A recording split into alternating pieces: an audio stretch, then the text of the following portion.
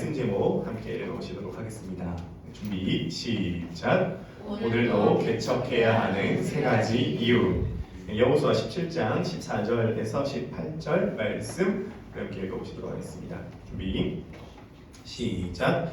요셉 자손이 여호수아에게 말하여 이르되 여호와께서 지금까지 내게 복을 주심으로 내가 큰 민족이 되었거늘 당신이 나의 기업을 위하여 한 제비 한 분깃으로만 내게 주심은 어찌함이나이까 하니 여호수아가 그들에게 이르되 내가 큰 민족이 되므로 에브라임 산지가 내게 너무 좁을진데 브리스 족속과 르바임 족속의 땅 살림에 올라가서 스스로 개척하라 하니라. 요셉 자손이 이르되 그 산지는 우리에게 넉넉하지도 못하고 골짜기 땅에 거주하는 모든 가나안 족속에게는 벳산과 그 마을들에 거주하는 자이든지 이스라엘 골짜기에 거주하는 자이든지 다 철병거가 있나이다 하니 여호수아가 다시 요셉의 족속 곧 에브라임과 므낫세에게 말하여 이르되 너는 큰 민족이요 큰 권능이 있음즉 한 분깃만 가질 것이 아니라 그 산지도 내 것이 되리니 비록 살림이라도 네가 개척하라 그 끝까지 내 것이 되리라. 가나안 족속이 비록 철병거를 가졌고 강할지라도 내가 능히 그를 쫓아내리라 하였더라. 아멘. 단편 설교니까 잊어버리셨을 가능성이 굉장히 크다라고 생각이 되어집니다. 짧게 30초씩 잠시 이제 복습하고 넘어가보도록 하겠습니다. 2024년도 비를 내려주옵소서. 지지난주 설교였습니다. 비 내려야 된다 말씀 들었습니다. 성경 문맥에서 보면 불 내리는 것보다 비 내리는 게 중요하거든요. 광야 지역이기 때문에 비는 물은 은혜의 상징이다 말씀드렸습니다. 그래서 마침내 위에서부터 영을 우리에게 부어주시니 3단계 있다고 했습니다. 광야가 밭이 되고 밭을 숲으로 하게 된다. 자, 광야 단계 말씀드렸습니다. 메마름의 단계라 말씀드렸고요. 메마름은 귀신이 좋아하는 곳이다 말씀드렸습니다. 사단이 사람에서 나왔을 때 물 없는 곳 다녔다 말씀드렸습니다. 그래서 우리 그런 체험 부르잖아요. 물이 바다 덮음같이 뭐 그런 거 뜻을 알고 불러야 될 거 아니에요. 바다가 저주를 의미하고 물이 은혜를 의미하거든요. 그러니까 물이 바다를 덮는다는 건 은혜가 저주를 덮는다는 의미거든요. 그래서 물 굉장히 중요하다 말씀드렸습니다. 오늘도 마치 비가 오잖아요. 그래서 크로스포인트 교회 2020년도 비가 내려야 된다는 것이죠. 인테리어 하는 거 비가 내려야 돼요. 비 내리면은 광야가 아름다운 밭됩니다. 아름다운 밭의 가능성의 단계다 말씀드렸습니다. 그러니까 미네랄이 풍부하고 광물이 풍부한 거죠. 이제 충분히 열매 맺을 수 있는 그러한 상태가 된 것입니다. 그 다음에 아름다움은 이제 숲이 되는 것이죠. 이제 숲의 특징은 뭐냐면은 숲으로 여기라고 얘기합니다. 숲이 되기 전에 밭 단계에서 숲으로 여기라라고 얘기합니다. 숲은 열매도 많고 풍성하고 자원이 풍부하고 많은 사람들이 쉬게 할 수 있는 그런 공간이다라고 이야기를 할 수가 있겠습니다. 여러분들 삶 그리고 크로스포인트 교회의 모든 성도님들 2024년도 숲 같은 분들, 온천도 터져 나오고 공기도 좋고 만나면 상쾌함을 느낄 수 있는 그런 분 되시기를 주님의 이름으로 축복합니다. 지난주 설교입니다. 아마 기억하실 가능성이 굉장히 적다라고 생각합니다. 한 번 더 복습을 해드리도록 하겠습니다. 지난주 설교 크로스포인트 교회 2024년도 키워드 복음, 진정성, 참여 세 가지 그렇죠. 복음, 진정성, 참여 말씀드렸습니다. 이 세 가지 키워드는 크로스포인트 교회 방향된다 말씀드렸습니다. 첫 번째 복음입니다. 타이페이 101 빌딩이 이제 507m인데요. 그 빌딩을 잡아주는 중심축이 87층부터 92층까지 650톤 있다 말씀드렸습니다. 내 개인의 삶, 교회에서 잡아줄 중심이 필요합니다. 그 중심이 복음입니다. 복음은 그분께서 행하신 사건에 기초하고 있다라고 말씀드렸습니다. 그 복음을 알게 될 때 에베소서 말씀에 의하면 그 넓이와 길이와 높이와 깊이를 깨달아 알지어다. 알아야 된다는 것이에요. 네, 먼저 배워야 된다는 것이죠. 그렇게 됐을 때 두 번째 특징이 뭐냐면 진정성입니다. 오늘 가장 중요한 토픽은 what이 아니라 why입니다. 뭘 하냐의 문제가 아니라 왜 하냐의 문제입니다. 남을 섬길 때 섬김의 문제가 아닙니다. 왜 섬기냐라는 지점 말씀드렸습니다. 그래서 제가 말씀드린 게 100% 진정성이 있을 수 있는 사람이 없어요. 죄인이기 때문에요. 그래서 몇 %만 해도 성공이다? 51%만 진정성이 있어 성공이다. 내가 이거를 하는 게 정말 저 영혼을 위해서 하는 거다라는 게 51%만 돼도 성공이다 라고 저는 생각이 되었습니다. 그래서 크로스포인트 교회 성도님들 모두 다 진정성 있는 사역자 되시기를 주님의 이름으로 축복합니다. 그렇게 됐을 때 이제 참여해야 된다는 것이죠. 결국은 뭐든지 참여해야 되는 거예요. 참여 정신이 굉장히 중요하다라고 말씀을 드렸습니다. 자, 그렇게 이제 2주 동안 우리가 말씀을 나눴고 오늘도 개척해야 하는 세 가지 이유에 대해서 설교 말씀을 함께 나눠보도록 하겠습니다. 오늘까지 딱 하면은 다음 주부터는 이어지는 겁니다. 네, 이제 단편 설교는 오늘까지인 것이죠. 제가 지난주에는 말을 좀 천천히 했고 지난주에는 말을 좀 빨리 했는데 좀 천천히 하는 게 맞으세요? 좀 빨리 하는 게 좋으세요? 정숙 지사님 딱 중간 중간에 있는 세대신데요. 좀 천천히가 좋으십니까? 오케이, 좋습니다. 네, 그럼 좀 속도를 맞춰서 한번 해보도록 하겠습니다. 오늘날 교회가 갖고 있는 큰 문제점 중에 하나는 제가 생각할 때 패배주의라고 생각합니다. 그러니까 오늘날 유행하고 있는 말이 뭐냐면 개척 필패예요. 그러니까 통계적으로도 보면은 개척을 하면은 3년 안에 교회가 망하는 퍼센테이지가 98%, 살아남는 게 2%라고 합니다. 그러니까 개척해도 안 된다는 거죠. 교회에서 개척 붐이 있었을 시기가 있었습니다. 그것이 70년대, 80년대였어요. 그때는 교회에 대한 이미지도 되게 좋았어요. 다른 사람은 못 믿어도 교회 다니는 사람은 믿을 수 있다라는 말을 들었습니다. 근데 오늘날은 다른 사람은 믿어도 교회 다니는 사람은 못 믿는다 라고 하는 게 오늘날의 문화이고요. 그렇기 때문에 개척해도 안 된다, 2%만 살아남는다라는 이야기하죠. 요즘은 교회 하면은 좀 이상한 집단으로 보여지고 있는 어떤 그런 부분들이 있습니다. 고리타분하거나 조금 정신적으로 문제가 있는 건 아닌가 라는 생각이 은근히 스며들고 있다는 것이요. 그래서 약간의 패배주의가 있다는 것이죠. 오늘 본문에서 보면은 이 패배주의에 사로잡힌 게 요셉 지파였습니다. 약간의 배경을 우리가 좀 알 필요가 있는데요. 오늘 본문은 여호수아서에 나오는 거죠. 여호수아서의 핵심은 뭐냐면 땅을 정복하고 그 정복된 땅을 분배하는 내용으로 되어져 있습니다. 이 땅이 굉장히 중요한데요. 이 땅은 하나님께서 450년 전에 아브라함에게 약속하신 축복이었습니다. 내가 너에게 자손을 주고 땅을 줄 것이다 라고 말씀하셨고요. 그것이 450년 정도 후에 모세와 여호수아를 통해서 지금 성취된 것입니다. 그래서 여호수아 전반 부분에 보면은 요단강도 건너고 여리고성도 정복하고 땅을 정복한 내용들이 나와요. 그리고 여호수아 중간 부분부터 보면 굉장히 지루한 내용인데 어떤 민족과 어떤 지파에게 막 땅을 분배하는 내용들이 나와요. 근데 그게 되게 중요한 게 아브라함에게 약속하신 것이 지금 성취되고 있다는 것을 보여주는 대목들이다라고 보시면 되겠습니다. 그런데 그러니까 이제 이스라엘은 12지파로 되어 있잖아요. 12지파는 12부족이라고 보시면 되겠습니다. 조금 완전히 모르시는 분을 위해서 좀 설명을 드리면 아브라함의 자식이 이삭이고 이삭의 자식이 야곱인데 야곱이 12아들을 낳았습니다. 이 12아들이 12지파가 되는 거고 이 야곱의 이름이 나중에 이스라엘로 바뀌게 되면서 나라 이름이 오늘날의 그 이스라엘, 하나님을 이겼다라고 하는 이스라엘이 된 것입니다.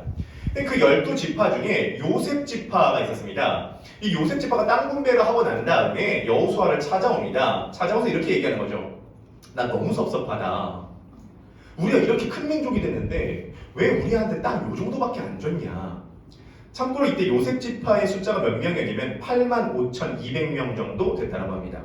사실 요셉 지파도 또 두 군데로 나눠지거든요. 이게 성경이 좀 지파, 민족이 좀 복잡한데 조금은 알 필요가 있습니다. 요셉의 아들이 두 아들이 있었잖아요. 에브라임과 므낫세였습니다. 그러니까 에브라임, 므낫세 요셉 지파에서 두 개로 나눠지는데 한 분립만 주니까 이 두 지파가 있기는 좀 좁은 거예요. 그러니까 약간 어떤 느낌이냐면은 이제 집을 오늘 그들에게 있어서 땅은 오늘날에 있어서 우리 부동산이랑 진짜 약간 우리가 집 소유하고 싶어하는 마음과 거의 비슷하다고 보면 되는데 이런 것입니다. 24평에 한 5명 정도가 살게 된 거예요. 그러면 살면 살 수 있겠지만 조금은 부족하죠. 네, 그러니까 좀 더 달라 이렇게 얘기한 거죠. 요셉 지파가 대표들이 가가지고 여호수아에게 좀 더 달라 이렇게 얘기를 한 거죠. 사실은 요셉 지파가 기대하고 있는 게 있었습니다. 뭘 기대했냐면 여호수아가 이스라엘의 전체 리더가 되기 전에 요셉 지파 소속이었거든요.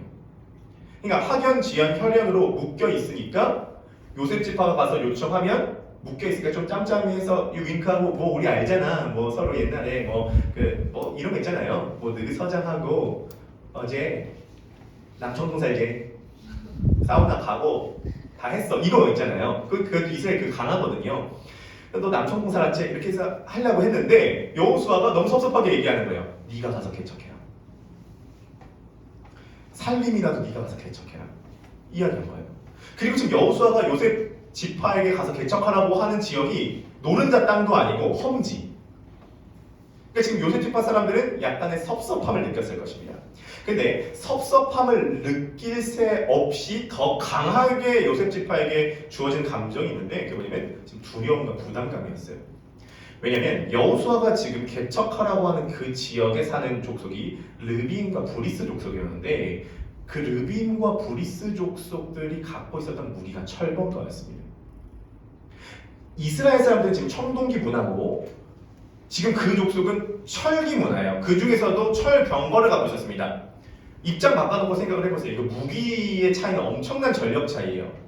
이거 지금 보통 전쟁 아닙니다. 요셉 지파가 8만 5천 명이에요. 큰 전쟁이에요.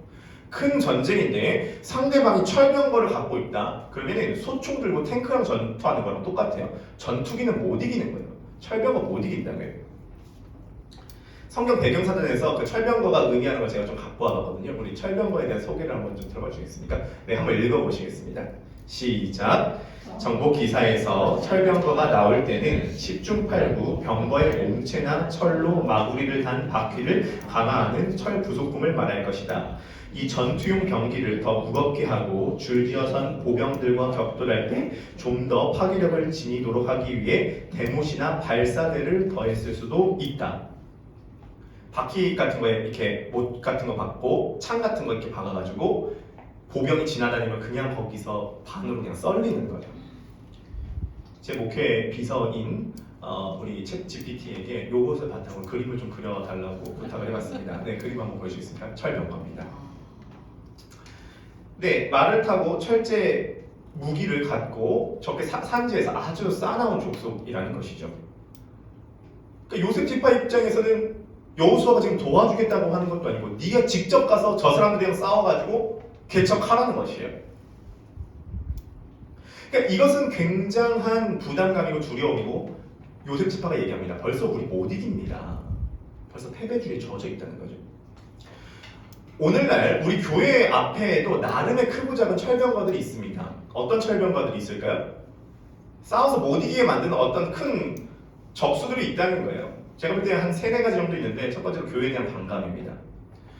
오늘날 교회에 대한 반감이 한국 땅에 굉장히 많이 퍼지고 있어요. 사실 교회가 좋은 일도 많이 하거든요. 한국 사회에서 헌혈에 하는 80% 이상이 크리스찬들이라고 하는데 좋은 일 많이 하는데 실제로 만나보면 그래도 교회 다니는 사람이 안 다니는 사람보다 훨씬 나아요.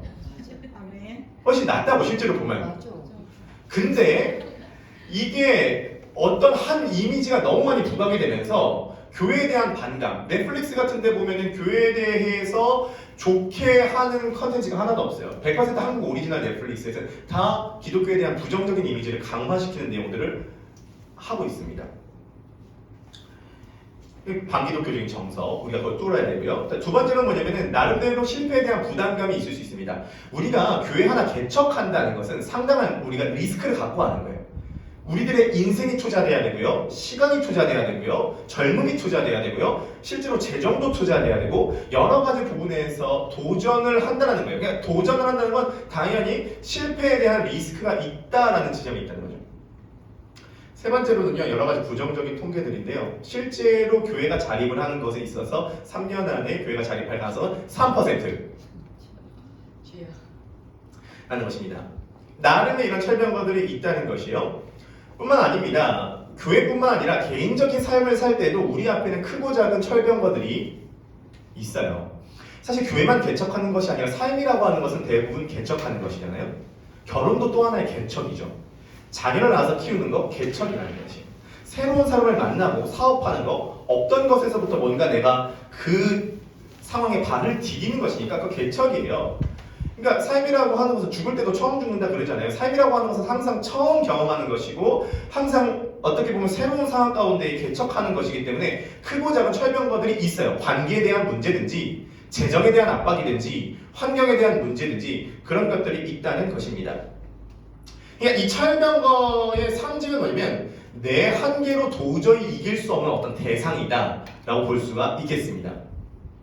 자, 그럼에도 불구하고 여호수아가 뭐라고 얘기하냐면 이렇게 얘기합니다. 너가 가서 개척해라. 살림이라도 개척해라. 철병거도 개척해라. 스스로 개척해라. 이렇게 이야기하고 있다는 거죠. 우리 옆에 바라보시면서 스스로 개척해야 합니다. 스스로 개척해야 한다. 살림이라도 개척해야 합니다. 살림이라도 개척해야 한다. 네, 근데 여기 오늘 말씀을 들으신 분들의 표정을 보니까 그 개척 정신 굉장히 추천하신 것 같습니다. 뭐 저 정도쯤이야 지금 이런 표정으로 굉장히 강력하게 저를 보고 계시는데요. 뭐 약간 뭐 철병거쯤이야 약간 이런 얼굴로 이제 보시는 것 같은데요.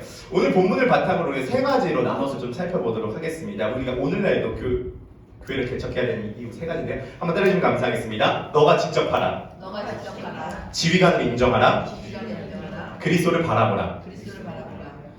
직접 봐라, 지휘관을 인정하라, 그리스도를 바라보라. 이 세 가지로 나눠서 우리가 함께 살펴보도록 하겠습니다. 자, 첫 번째는요, 직접 하라는 것입니다. 개척을 여호수아가 지금 도와주겠다라고 하지 않습니다. 그냥 땅을 주겠다고 하지 않습니다. 요셉 지파에게 뭐라 그러냐면 스스로 개척하라 이야기합니다. 자, 15절 말씀 우리 다시 한번 보시겠습니까? 네, 15절 말씀 다 함께 읽어보시도록 하겠습니다. 시작. 여호수아가 그들에게 이르되 네가 큰 민족이 되므로 에브라임 산지가 내게 너무 좁을진데 브리스 족속과 르바임 족속의 땅 살림에 올라가서 스스로 개척하라. 너가 스스로 개척하라는 거예요. 하나님이 다 해주시겠다, 여호수아가 도와주겠다 이러지 않습니다. 너가 직접 하라는 것입니다. 하나님은 우리들에게 직접 해주실 때 도와주시는 분이지 우리가 가만히 있을 때 그냥 하나님께서 모든 걸 처리해 주시는 게 아니라는 지점이에요. 한번 생각을 해보세요. 우리가 교회 공간을 알아보려고 했기 때문에 공간이 나온 거잖아요. 직접 움직였기 때문에 하나님께서 예비하신 장소를 우리가 얻었던 거지 그냥 되는 것이 아니라는 사실이죠. 근데 여기서 제가 좀 강조하고 싶은 단어가 뭐냐면 저 개척하라는 단어입니다. 저 개척하라고 하는 단어가 한 군데 더 나온 곳이 있는데 그게 어디냐면 창세기 1장 1절입니다. 우리 창세기 1장 1절 한번 우리 다 함께 읽어보시겠습니다. 시작. 태초에 하나님이 천지를 창조하시니라. 하나님께서 천지를 창조하셨잖아요. 그 창조하다라고 하는 동사가 히브리어로 바라입니다. 한번 따라해 보실까요? 바라. 이 바라라고 하는 동사가 어디 쓰이고 있냐면 오늘 본문에 쓰이고 있어요. 오늘 본문에 너가 가서 개척하라. 이것이 히브리어로 바라라고 되어 있습니다. 무엇이죠? 하나님께서 세상을 창조하시다 할 때 이 창조하다도 바라고요. 너가 가서 개척하라라고 했을 때 이 개척하다도 바라요. 뭘 의미하는 거죠? 간단합니다. 하나님은 세상을 창조하셨고요. 우리는 하나님이 창조하신 세상을 개척하는 거죠. 다시 한번 말씀드립니다. 하나님은 세상을 창조하셨고요. 우리는 개척합니다. 그러니까 개척이라고 하는 것 자체가 하나님의 창조 활동에 동참하는 거예요. 그러니까 우리가 하나님의 창조랑 좀 다른 지점이 있습니다. 하나님은 아예 없는 것에서부터 있는 걸 만드십니다. 무에서 유를 만드신 거예요. 근데 우리의 개척은 뭐냐면 무에서 유를 만든 것이 아니라 있는 것을 가지고 유에서 유를 재조합하는 거예요. 그러니까 우리들의 창조는 이 개척은 어떻게 보면 재조합이라고 할 수가 있겠습니다. 그러니까 오늘날 우리가 그것에 대해서 많이 얘기를 하고 있잖아요. 오리지널이라는 게 없다는 거예요. 해아래 새 것이 없다 얘기하잖아요. 오리지널 없는 거 아시죠? 예를 들어 이런 것이에요. 이탈리아에서 토마토 스파게티가 오리지널이라고 하지만 그렇지 않다는 거예요. 어원으로 따져보면 이탈리아에 토마토가 안 난대요. 토마토 남미에서 가져왔다는 거예요. 버섯도 이탈리아에 처음부터 안 났다는 거예요. 올라가다 보면 섞인 거라는 거죠. 그래서 그걸 뭐라 그래요? 그걸 하이브리드라고 그러잖아요. 실제로 그 하이브리드인데 실제로 보면 잡종이라는 뜻이거든요. 섞였다는 거예요. 복싱 있어요? 킥복싱 있어요? 킥복싱 있어요. 이유가 뭐예요? 손발 다 쓰니까 잡종 대세예요. 섞여야 돼요. 권투로만 안 된다는 거예요. 손도 쓰고 발도 써야 된다는 거죠. 재조합이에요. 그냥 있는 거 가지고 새롭게 통합을 해 나가는 것이 어떻게 보면 개척 정신이라는 거예요. 우리가 볼 때 굉장히 신선한 아이디어 같은 경우에도 예를 들어 뭐죠? 제임스 카메론 감독이 아바타를 만들어가지고 센세이션을 일으켰잖아요. 그죠? 근데 그 아바타라고 하는 것이 굉장히 아바타 보셨죠? 우리나라에서 첫 외화 영화 1등을 한 거잖아요. 1400만. 그런데 그 아바타라고 하는 영화도 오리지널이 아니라는 거예요. 1994년도에 나온 늑대와 함께 춤을이라고 하는 영화가 있는데 그 내용이랑 똑같은데 배경만 우주로 바꾼 거예요. 그 배경이 이제 영국 청교도들이 인디언들을 정복한 어떤 그 사건들을 가지고 모티브한 게 94년도에 나왔던 늑대와 함께 춤을이고 그것을 재각색한 게 아바타인 거죠. 그러니까 완전 처음에 터미네이터 같은 경우에는 오리지널이 아니에요. 100년 전에 로봇이라고 하는 소설이 나왔거든요. 그거 가지고 조금 몇 개 붙여가지고 나왔을 때 되게 크리에이티브하다, 되게 독창적이다 이렇게 얘기하는 거지만 독창적인 게 없어요. 우리는 이미 주어진 자원을 가지고 재조합해서 새로운 걸 만드는 것이 개척이고 그것이 창조 정신이라는 것이에요. 그러니까 우리가 개척을 할 때도 마찬가지입니다. 우리가 어떤 것을 해 나갈 때 그렇죠? 그냥 어떤 밀고 나가는 것이 아니라 각자 갖고 있는 은사와 재능들과 자원들을 가지고 재조합해서 나아가는 것이 하나의 개척이라는 것이에요. 누구는 재정을 맡고 누구는 인테리어를 맡고 누구는 설교를 맡고 누구는 여러 가지 비품들을 맡으면서 이것들이 함께 조합시켜 나가는 것이 개척이라는 것이죠. 우리 같이 있는 거 한번 들어봐 주겠습니까? 네. 개척하라라고 하는 저 단어와 창조하신이라는 단어는 바라로 원어 같다는 말씀을 드렸습니다. 네, 우리 그 다음 한번 보시겠어요? 다음 게 한번 읽어보시겠습니다. 시작. 하나님은 창조하시고 우리는 개척합니다. 네, 창조 정신과 개척 정신은 같이 맞닿아 있습니다. 개척한다는 것 자체가 하나님의 창조에 동참한다는 것이요. 우리 다음, 네, 이것도 한번 읽어보시겠습니다. 시작. 개척은 하나님의 창조 활동에 동참하는 행위입니다. 오늘은 이 지점에서 적용해야 될 게 한 가지 더 있는데요. 그게 뭐냐면 교회는 계속 개척돼야 된다는 것입니다. 이게 굉장히 중요해요. 교회 계속 개척돼야 돼요. 그러니까 이유가 뭐냐면은 이런 것입니다. 우리 마음 가운데 뭐가 있냐면 이런 마음이 있어요. 오늘날 교회가 이렇게 많은데 우스갯소리로 그런 말이 있잖아요. 어떤 동네 가도 그 동네에 PC방이 많은지 교회가 많은지 시어보라. 이런 얘기가 있을 정도로 건너건너 교회가 이렇게 많은데 교회를 또 개척해야 되냐? 라는 말을 할 수 있다는 거예요. 그런데요. 실제로 우리가 봤을 때 그렇지 않아요. 왜냐하면 많은 교회 성장학자들에 의하면 교회라고 하는 것은 하나의 인생과 똑같다는 거예요. 인생은 뭐냐면 생명주기라는 게 있습니다. 그러니까 태어나고 성장하고 늙고 병들고 죽어요. 성장 주기예요. 아무리 좋은 곳이라고 할지라도. 그럼 교회라고 하는 것은 태어나고 죽어요. 사도들이 개척한 교회 지금도 남아 있어요? 성경에 보면 서머나 교회, 요한계시록에서 칭찬받는 서머나 교회 오늘 남아 있냐고요? 없죠. 왜냐면 교회는 시간이 지나면 죽기 때문입니다. 그러니까 죽으면 새로 태어나야 된다는 거예요. 교회가 이렇게 많은데 또 태어날 필요가 있냐? 태어나야 돼요. 우리나라에서 여러 가지 정책이 있었지만 가장 최악의 정책이 뭐예요? 1970년대 하나나 잘 기르자. 베이비붐 시대니까 너무 애를 많이 나니까 하나나 잘 기르자 해가지고 이렇게 아들 딸 구별 말고 하나나 잘 기르자 이렇게 했어요. 그것이 이제 40년 지났습니다. 오늘날 대한민국의 가장 큰 문제 이슈가 뭐예요? 검찰개혁, 한미동맹, 저출산이에요. 어제 뉴스 보니까 그런 얘기 나오는데 이제 유치원이 아니라 노치원이라고. 노치원이 뭔가 할 때 유치원에 애들이 없으니까 노인분들이 거기 가가지고 같이 그 유치원을 쓴대. 그래서 그 유치원 이름이 노치원이라고 하더라고요. 앞다리 가수, 뒷다리 가수 할머니들이 와가지고 이게 뭐 하고 있어요. 노치원 되고 있어요. 저출산 된 거예요. 그래서 이제는 연금 받으신 분들이 많은데 일하는 사람들이 지금 줄어들고 있다는 거 아니에요? 교회 마찬가지예요. 태어나는 숫자가 적게 되면 죽는 숫자가 많은데 태어나는 숫자가 적게 되면 하나님 나라는 위축된다는 거예요. 자, 통계로 보면요. 어떻게 되면 지금 한 해에 죽는 교회가 1300개, 새로 태어나는 교회가 1000개 정도 됩니다. 300개 마이너스라는 거예요. 우리 사진 한번 보여주시겠습니까? 네, 이게 이제 교회 생명 주기입니다. 출생기가 있고 성장기가 있고 안정기가 있고 떨어져 내리면서 죽음에 이르게 된다는 것이에요. 교회는 어차피 죽어요. 나이가 들면 죽는다고요. 새로 태어나는 교회가 있어야 됩니다. 우리 크로스포인트 교회는 지금 어떤 상황이냐? 임신기라고 볼 수 있어요. 네, 출산 예정일은 아직 안 태어났냐고요? 태어난 줄 알았어요? 지금 만삭입니다. 지금 출산 예정일은 정확하진 않지만 예정일이 4월 3일 예정되었습니다. 태교가 되게 중요해요.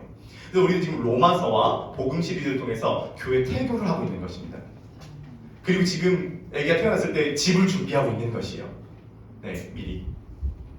여러분 이럴 때 기도를 많이 하시기를 주님의 이름으로 축복합니다. 네. 그리고 우리도 비전을 삼아야 돼요. 뭘 삼아야 되냐면 우리 교회도 교회를 또 개척해야 돼요. 아멘.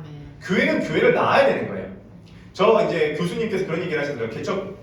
개척하는 이 수업이 있었습니다. 그 수업에 교수님이 무슨 말씀하시냐면 개척도 안 해보고 목사라고 할 수 있느냐? 내가 만약에 다른 교회를 청빙하는 목사를 청빙한 청빙위원회였으면 다른 거 안 본다는 거예요. 이 목사가 개척한 경험이 있냐? 그거 본다는 거죠. 그럼 제가 여러분들에게 좀 도전드리고 싶습니다. 좀 적용적으로 도전드리고 싶습니다. 개척도 안 해보고 성도라고 할 수 있습니까? 편안한 곳에서 다 받아 먹여주는 그 속에서 그냥 우아하게 다니는 거, 그 성도라고 할 수 있습니까? 개척은 불모지를 우리가 지금 다 만들어야 되는 거거든요. 개척도 안 해본 사람은 목사도 맞죠. 개척 안 해본 분도 성도도 맞죠. 하지만 진짜 우리가 개척에 참여하게 되면 하나님의 인도하심을 훨씬 더 다이나믹하게 느낄 수 있고 그리고 훨씬 더 헌신도 많이 필요해요. 그래서 개척의 현장이 훨씬 더 하나님의 어떤 임재와 사역을 느끼는 최전방에 있다. 하나님 나라를 확장하는 최전방에 있다는 사실을 믿으시기를 주님의 이름으로 간절히 축복합니다. 우리 옆에 바라보시는 한 분만 더 인사하시겠습니다. 개척하는 것은 창조 활동에 동참하는 것입니다. 개척하는 것은 창조 활동에 동참하는 것입니다. 네, 두 번째 토픽입니다. 네, 두 번째 토픽 한번 읽어보시겠습니까? 시작. 지휘관을 인정하라. 자, 중요한 건 이것이에요. 요셉 지파가 여호수아에게 가서 땅 좀 더 주십시오 이렇게 얘기를 했을 때, 땅 좀 더 주십시오 이렇게 얘기를 했을 때, 여호수아가 너가 살림이라도 올라가서 네가 개척해라 이렇게 얘기했습니다. 근데 요셉 지파 거기 지역은 브리스 족속과 르바임 족속은 철병거가 있습니다. 못 올라갑니다. 이렇게 얘기를 했습니다. 여호수아 뭐라고 하냐면, 넌 큰 민족이고 권능이 있기 때문에 그들을 능히 이길 수 있다 이렇게 얘기합니다. 여러분 꼭 기억하세요. 철병거 못 이깁니다. 절대 못 이겨요. 철병. 보병 청동기 검으로 철 갖고 있는 말을 못 이긴다는 거. 근데 왜 여호수아는 요셉 지파에게 이렇게 얘기할 수 있었죠? 어떻게 보면 좀 믿음과 담대함이 있다기보다는 상당히 무모하게 보이는 지점이 있어요. 여호수아는 여러 가지 경험들을 통해서 알고 있었다는 것이에요. 뭐라 했냐면은 어차피 전쟁의 전체 지휘는 하나님께서 하신다. 직접 너가 하는 것도 맞지만 전체 지휘는 하나님께서 하신다는 것을 여호수아는 경험적으로 알았다는 것입니다. 그것을 여호수아가 뼈저리게 깨달은 하나의 사건이 있었어요. 그게 여호수아 5장 13절에서 15절인데 한번 들어봐 주시겠습니까? 네, 13절에서 15절 다 함께 한번 읽어보시겠습니다. 시작. 여호수아가 여리고에 가까이 이르렀을 때에 눈을 들어 본즉 한 사람이 칼을 빼어 손에 들고 마주 서 있는지라. 여호수아가 나아가서 그에게 묻되 너는 우리를 위하느냐 우리의 적들을 위하느냐 하니. 네, 잠시만요. 잠시 설명을 드리도록 하겠습니다. 이스라엘 백성들이 요단강을 건넜습니다. 그리고 이제 여리고성을 정복해야 되는데 여리고성은 참고로 이중성벽으로 되어 있죠. 그래서 보통 사람은 이것을 정복을 못합니다. 여호수아 얼마나 부담됐겠어요? 그래서 하루는 여리고성 앞에 들판을 여호수아 혼자 정찰했다고요. 근데 여기서 저 끝 정도 됐을까요? 어떤 한 남자가 말을 타고 칼을 빼들고 있는 거예요. 자, 이 전쟁 상황에서 어떤 남자가 칼을 빼들고 있는 것을 볼 때 여호수아 입장에서 당연히 경계했겠죠. 그래서 여호수아가 나아가서 물어본 겁니다. 너는 우리 편이냐 적 편이냐? 칼을 빼들고 얘기한 거죠. 자, 근데 그때 이 사람이 이렇게 얘기합니다. 14절 읽어보도록 하겠습니다. 시작. 그가 이르되 아니라 나는 여호와의 군대 대장으로 지금 왔느니라 하는지라. 여호수아가 얼굴을 땅에 대고 엎드려 절하고 그에게 이르되 내 주여 종에게 무슨 말씀을 하려 하시나이까. 여호와의 군대 대장이 여호수아에게 이르되 내 발에서 신을 벗으라. 내가 선 곳은 거룩하니라 하니 여호수아가 그대로 행하니라. 아멘. 이 사건이 여호수아 머릿속에 있었던 전쟁의 도식이 바뀌는 순간이었습니다. 여호수아는 지금까지 전쟁을 할 때 어떤 도식을 사용했냐면 우리 편, 적 편이라고 하는 도식을 사용했어요. 그래서 여호와의 군대 대장이 왔을 때 우리 편이냐 적 편이냐 이거 생각했다는 거예요. 근데 이런 것이었습니다. 하나님이 우리 편이냐 적 편이냐의 문제가 아니었다는 거예요. 승리의 도시가 어떻게 바뀌냐면 내가 하나님 편이냐 아니냐가 중요했다는 거죠. 너 우리 편이냐 적군이냐? 군대 대장이 한마디가 기가 막힙니다. 아니야. 나 어떤 편도 아니야. 내가 너 편인 게 중요한 게 아니라 네가 내 편인지 아닌지가 중요한 거예요. 우리가 스스로 나가서 싸우고 살림이라도 올라가서 개척하지만 꼭 기억해야 되는 게 뭐냐면 어차피 전체 지휘는 여호와의 군대 대장이 하고 있다는 것이죠. 많은 구약학자들에 의하면 여기 나온 여호와의 군대 대장은 구약에 나타난 그리스도라고 대부분 동의합니다. 결국은 전체 지휘는 그리스도께서 해 나가시는 거예요. 그럼 우리가 싸우러 갈 때 우리가 싸우지만 백그라운드에서 전체적으로 지휘하시고 조율하시고 앞서 나가시고 예비하시고 닦아주시는 분은 군대 대장이라는 것이에요. G코드 한번 따라해주세요. 세상의 유혹 시험이 내게 몰려올 때에 나의 힘으론 그것들 모두 이길 수 없네. 거대한 폭풍 가운데 위축된 나의 영혼 어찌할 바를 몰라 헤매이고 있을 때 주를 찬양 손을 들고 찬양 전쟁은 나에게 속한 것 아니니 주를 찬양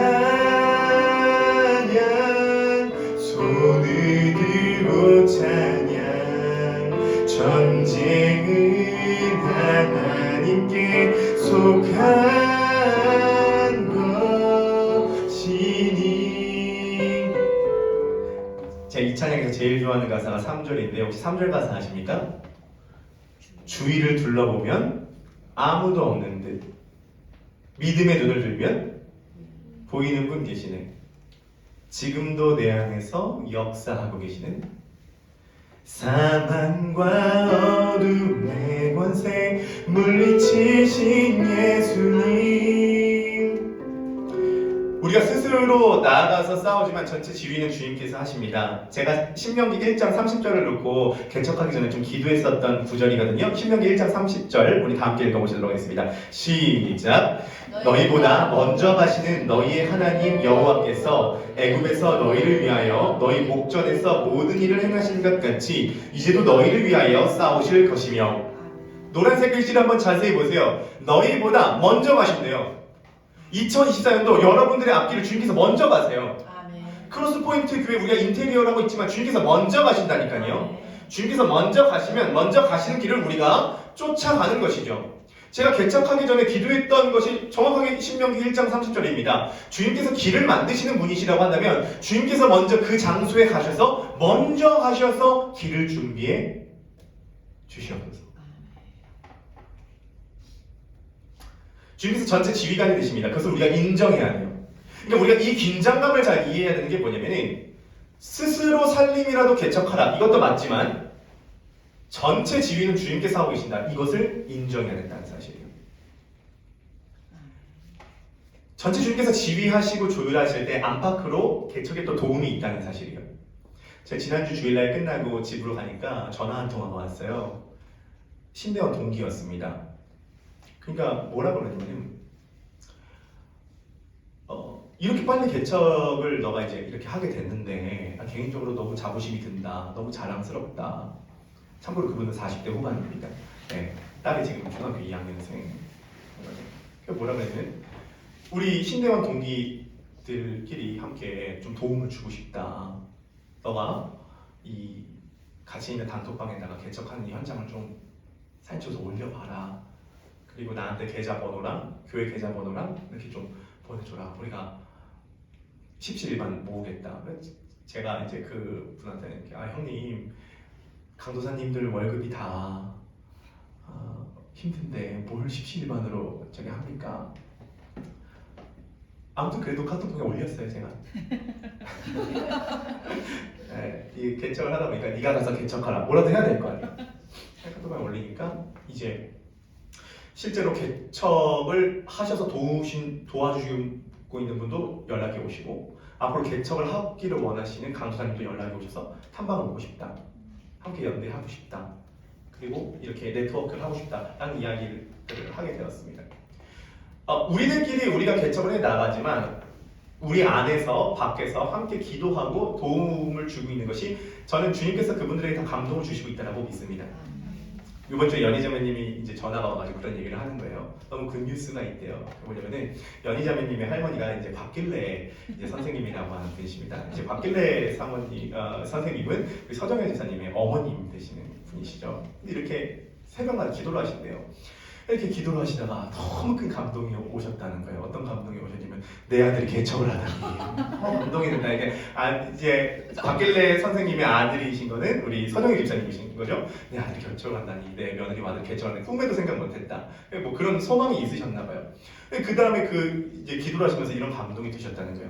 주님, 이 땅에 십자가 하나 세워지는 것이 얼마나 영광스러운 일입니까? 저는 그 기도가 너무 감동적이었어요. 뭐 10,000명, 10만 명의 성도님들이 회심해야지 영광스러운 게 아니라 이 땅에 십자가 하나 세워지는 것 자체가 영광스러운 일이라는 거죠. 그래서 얘기를 하신 게 이제 내가 크로스포인트를 위해서 내가 기도하고 그 곽길래 선생님께서 그 양주에 있는 그 지역에 전도왕이셨다는 거예요. 그래서 전도왕이셨는데 그 이제 권사님이 하신 얘기가 뭐냐면 이제 난 전도를 크로스포인트에다 좀 해야겠다. 근데 와가지고 전도 활동을 해야겠다. 이제 그 교회를 출석을 하시지만 그런 외부에서 이렇게 함께 기도해 주시고 활동해 주시는 협력 성도님들이 계신다는 사실이에요. 요번 주에 정말 저도 몇 군데서 연락을 받은 게 익명으로 자기가 누군지 밝히지는 말아달라 해서 어떤 분이 150만 원 헌금해 주시고 또 어떤 분은 100만 원 헌금해 주시고 또 어떤 분은 또 300만 원 헌금해 주셨어요. 그래서 우리 재정에 있는 것을 우리가 1,500만 원은 있는 것 중에 1,000만 원을 우리가 써야 되지만 금방 채워지고 있는 사건. 지휘관 되신 주님께서 도와주시고 있는 이 사건. 재정 얘기를 하니까 표정이 제일 밝으신 것 같습니다. 제가 이제 드리고 싶은 이야기가 뭐냐면 우리가 열심히 최선을 다하는 거예요. 스스로 개척해야 돼요. 하지만 결국은 뒤에서 바람이 불어야 되는 거예요. 결국 주님께서 도와주셔야 되는 거라고요. 지휘관을 인정하실 수 있는 여러분 되시기를 주님의 이름으로 축복합니다. 그리고 2024년도 크로스포인트의 해와 여러분들의 해가 이미 주님께서 예비하시고 준비하고 계신다는 사실을 믿으시기를 축복합니다. 마지막 답픽입니다. 우리 세 번째 함께 읽어보실까요? 네, 세 번째입니다. 시작. 그리스도를 바라보라. 첫 번째, 너가 가서 스스로 해야 됩니다. 살림이라도 개척해야 됩니다. 두 번째, 능히 이길 수 있는 이유는 뭐냐면 먼저 앞서가시는 하나님을 신뢰하기 때문입니다. 세 번째는 이제 그리스도를 바라봐야 되는데요. 자, 이 본문을 볼 때 많은 학자들이 얘기하는 건 이것이에요. 여호수아 17장에서 이야기하고 있는 요셉 지파의 상황은 우리 인류가 당면한 문제라는 거예요. 왜냐면 인류는 우리가 이길 수 없는 어떤 철병거 앞에 서 있다는 거죠. 르비인 족속과 브리스 족속이 그리스도인의 어떤 대적이라고 한다면 그 대적은 사단이라고 상징할 수 있겠죠. 그럼 사단도 갖고 있는 사단의 철병거가 있습니다. 이길 수 없는 철병거가 있어요. 그게 무엇이죠? 사단이 갖고 있는 가장 강한 철병거는 뭐냐면 그게 죽음이에요. 이렇게 죽음이라고 하는 철병거는 인간의 본질적인 가장 강한 적수이자 무기가 됩니다. 근데 자, 그리스도께서 우리를 행하신 사건에 여러 가지 의미가 있지만 그 핵심은 뭐냐면 사단이 갖고 있는 죽음이라고 하는 철병거를 깨부셨다는 거예요. 그럼 죽음이라고 하는 철병거를 깨부신 그 사건이 어떤 사건이죠? 그게 부활이에요. 자, 생각을 해보세요. 예수님께서 죽으셨어요. 죽으시고 끝났어요. 그럼 기독교는 감동적인 이야기예요. 기독교가 파워가 되는 이유. 이 복음은 모든 믿는 자들에게 구원을 주시는 하나님의 능력이다. The power of God. 하나님의 능력이 되는 이유가 뭐냐면 주님께서 부활하시기 때문이에요. 그럼 그 부활의 핵심적인 의미가 뭐냐면 부활의 핵심적인 의미는 뭐냐면 죽음이라고 하는 철병거가 깨졌다는 거예요. 그래서 우리가 기도할 때마다 요즘 계속 듣는 찬양이 할렐루야 주를 찬양하 A 코드로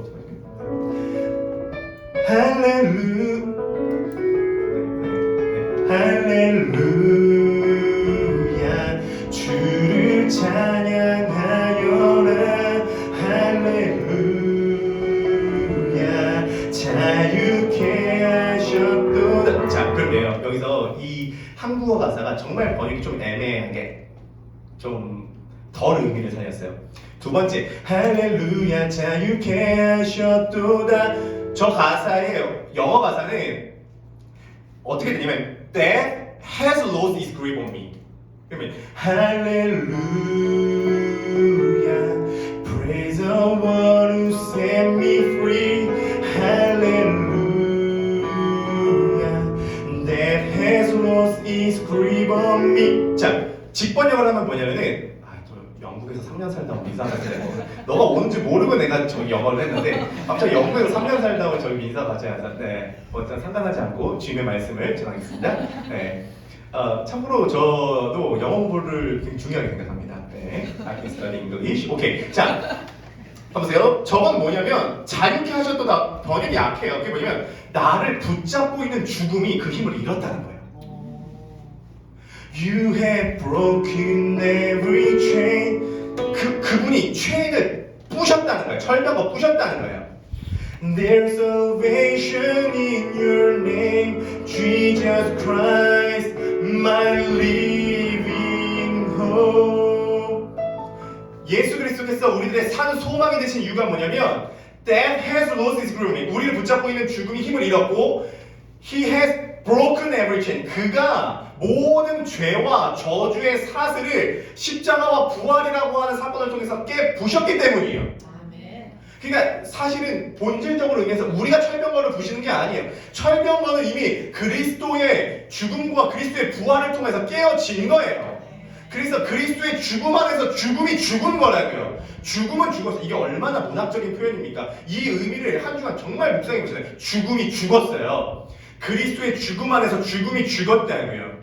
그렇기 때문에 이미 철병거는 깨어졌기 때문에 그 철병거를 깨신 그리스도를 바라보게 되면 그 바라본다는 건 이제 신약성에서 바라본다고 믿는다는 동의어로 쓰입니다. 바라보고 그분을 믿으면 그분의 승리에 우리가 동참하게 된다는 것이에요. 근데 쉽게 얘기해서 이미 승리가 됐다는 거죠. 고린도전서 15장 55절 함께 읽어보시도록 하겠습니다. 시작. 사망아 너의 승리가 어디 있느냐. 사망아 네가 쏘는 것이 어디 있느냐. 봐보세요. 사망을 지금 무기로 비유하잖아요. 근데 지금 사도 바울이 고린도전서에서 얘기하는 건 뭐냐면 지금 사망을 향해서 조롱하고 있다는 거예요. 야 사망아 너 뭐하냐. 너 어디를 향해서 쏘고 있느냐. 사망이라고 하는 무기 힘을 잃었구나. 사망아 어디 있느냐. 부활하신 주님 사망 권세 이겼네. 거기에 이것도 뭐라 하냐면 He rendered you defeated. 사망 권세 이겼네가 아니에요. 실제로 보면 defeated. 너 예수 그리스도께서 부활하셨을 때 사망이라고 하는 애를 쳐부셨다는 거예요.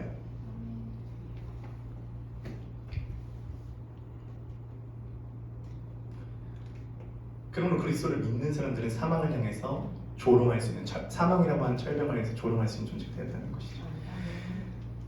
정리하도록 하겠습니다. 오늘도 개척해야 되는 이유 세 가지 말씀드렸습니다. 오늘날 우리가 갖고 있는 요셉집가 갖고 있는 문제점 중에 하나가 패배주의라 말씀드렸습니다. 패배주의의 이유는 있습니다. 철병거 때문입니다. 청동기 문화로 철병거 이기기 힘듭니다. 하지만 여호수아가 요셉집가에게 너가 가서 살림이라도 개척하라 말씀하십니다. 세 가지 살펴봤습니다. 첫 번째, 직접 해야 됩니다. 직접 올라가서 스스로 개척해야 됩니다. 우리가 움직일 때 주님께서 도와주시는 것이죠. 개척하다 히브리어로 바랍니다. 바라는 창세기 1장 1절 창조하다는 동의어입니다. 개척한다는 것은 하나님의 창조할 때 동참하는 것입니다. 하나님 무에서 유를 창조하시고 우리는 창조한 유를 가지고 제주 앞에서 새로운 단계로 나아가게 된 것이 개척입니다. 오늘날 교회는 교회를 낳아야 됩니다. 1300개 교회가 없어지고 있고 1000개의 교회가 태어나고 있습니다. 저출산도 심각한 저출산 교회가 당면하고 있는 문제입니다. 교회는 교회를 개척해 나가는 거죠. 두 번째, 지휘가 인정해야 됩니다. 우리는 직접 하지만 사실 전체 지휘는 하나님께서 하고 계십니다. 군대 장관을 여호수아가 만났기 때문에 전쟁은 여호와께 속했다는 것을 알았기 때문에 주님께 맡길 수 있었습니다. 그래서 능히 너가 이길 수 있다 이야기한 것입니다. 우리가 개척해 나갈 때 이런 수많은 도움의 손길들이 있다는 걸 믿으시기 바라겠습니다. 마지막 세 번째로 살펴본 거 철병거를 이기신 그리스도 바라보는 것입니다. 르비임 족속의 무기는 철병거였습니다. 사단의 가장 강력한 무기는 죽음입니다. 인간이 절대 못 이깁니다. 그러나 복음이 말하고 있는 십자가 부활의 핵심은 그리스도의 죽음 안에서 죽음이 죽었다는 것입니다. 그러면 사망이라고 하는 무기를 향해서 우리는 조롱할 수 있습니다. 사망은 네가 쏘는 것이 어디 있느냐. 예수 그리스도께서 사망을 쳐부셨습니다. 그것이 부활입니다. 그래서 붙잡고 나갈 때 크로스포인트 교회 2024년도 개척의 길이 활짝 열리게 될 줄 믿습니다. 아멘. G코드. 네. 주위를 둘러보면 아무도 없는 듯 믿음의 눈을 들면 보이는 분 계시네. 지금도 내 안에서 역사하고 계시는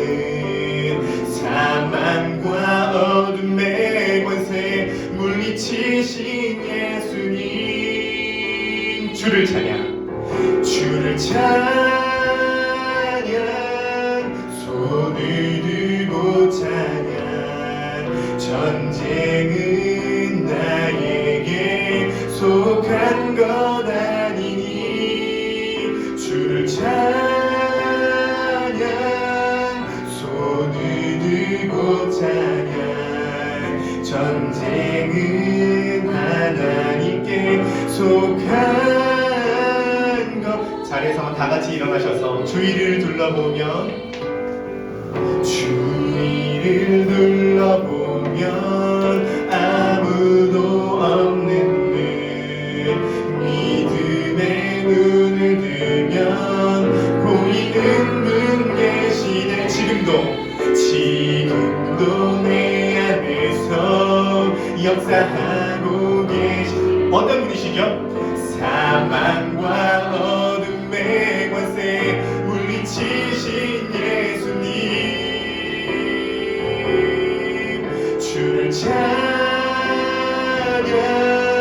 손을 들고 찬양. 아멘. 전쟁은 나에게 속한 것 아니니 주를 찬양 손을 들고 찬양. 전쟁은 하나님께 속한 것. 마지막 한 번만 더. 주를 찬양 주를 찬양 손을 들고 찬양. 전쟁은 나의 아멘 속한 것 아니니 주를 찬양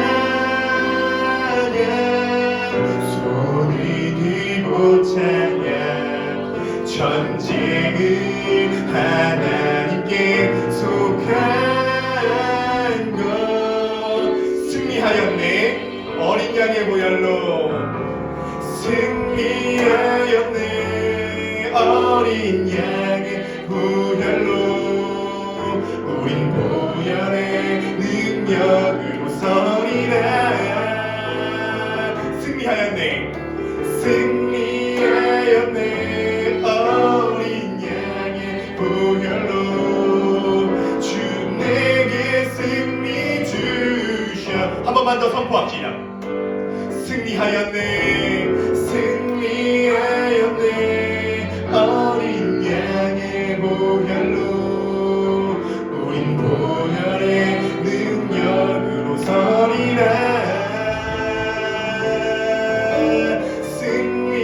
승리하였네. 어린 양의 보혈로 주 내게 승리 주. 나는 찬양하리라. 나는 찬양하리라. 주님 그 이름 찬양. 예수 크신 주 이름 나 찬양하리라.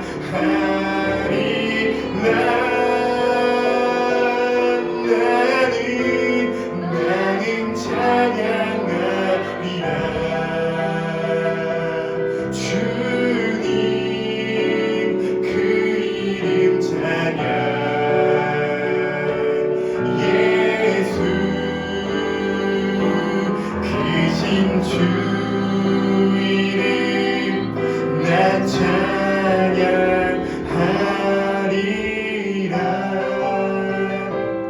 이제 한 번만 기도하실 때에 지금 제 앞에 있는 철병구가 무너지게 하여 주시옵소서. 죽음이라고 하는 철병구가 이미 깨 부셔졌음을 믿습니다. 크로스포인트 교회가 나아갈 때 너가 가서 개척하라. 주님의 창조활동에 동참하는 개척자로 우리들을 불러주셨사오니 2024년도의 문을 활짝 열어주시옵소서. 살림이라도 개척하고 철병과도 개척하는 우리 2024년도 크로스포인트가 될 수 있도록, 내 인생이 될 수 있도록 역사하여 주시옵소서. 지휘관을 인정하고 나아갈 때 주님의 조율하심과 지휘하심을 경험하는 2024년도 되게 인도하여 주시옵소서. 우리 주여 한번 부르시고 합심하여 한 번만 통성으로 기도하시겠습니다. 주여